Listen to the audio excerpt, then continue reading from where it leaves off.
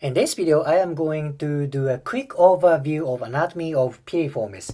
Piriformis is this muscle. This is very deep muscle and tiny muscle. You don't see gluteus maximus in this picture. When you dissect gluteus maximus, you see these tiny muscles. I am going to explain its origin, insertion, function, and important anatomical relationship. Let's get started from origin. Origin is here. This is sacrum. In this angle picture, it looks like piriformis originates from lateral margin of sacrum, but it's not. Actually, it's from anterior lateral part of sacrum. Let's change picture. Okay, this is anterior view. This is sacrum. This is piriformis. You see kind of edge of piriformis attaches to kind of lateral anterior margin of sacrum. Imagine on this side, imagine piriformis attaches around here. It's on anterior side. That means when piriformis gets tight, there is possibility that this tightness affects for intrapelvic structure, intrapelvic function, because it's literally on the anterior side. If, this is if story, if piriformis really originates from lateral margin, it wouldn't affect for intrapelvic structure because it's a little bit far away from inside, right? However, in reality, this muscle originates from anterior surface. Okay, this is very important to know. Anyway, origin is sacrum, anterior lateral part of sacrum. Insertion is here, this part. This is greater trochanter.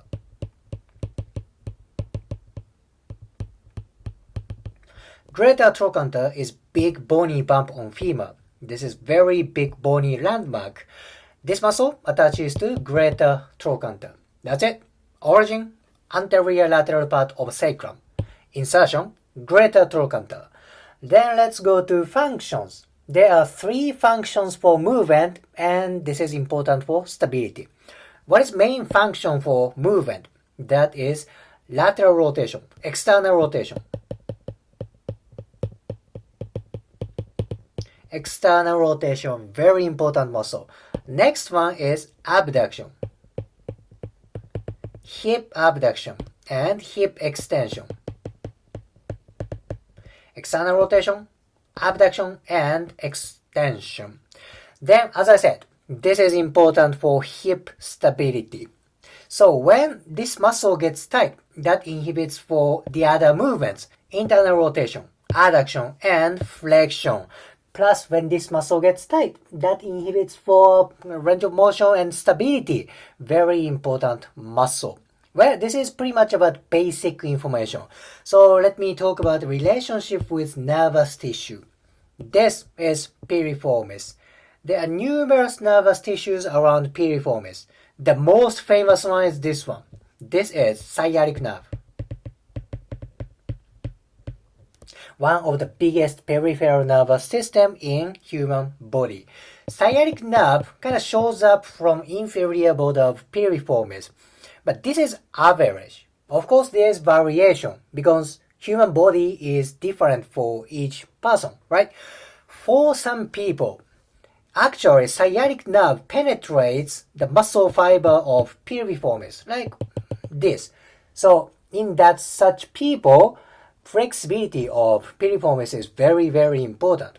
Because sciatic nerve penetrates piriformis, tightness of piriformis directly compresses nervous tissue, which nervous tissue doesn't like it. When nervous tissue is compressed, that creates numbness or pain. Very important place. For average people, sciatic nerve shows up from inferior border of piriformis. Of course, disorientation. When piriformis gets tight, that creates impingement for nervous tissue. See, piriformis and sciatic nerve, very important. And there are few other muscles like inferior gluteal nerve, which is like here, inferior gluteal nerve.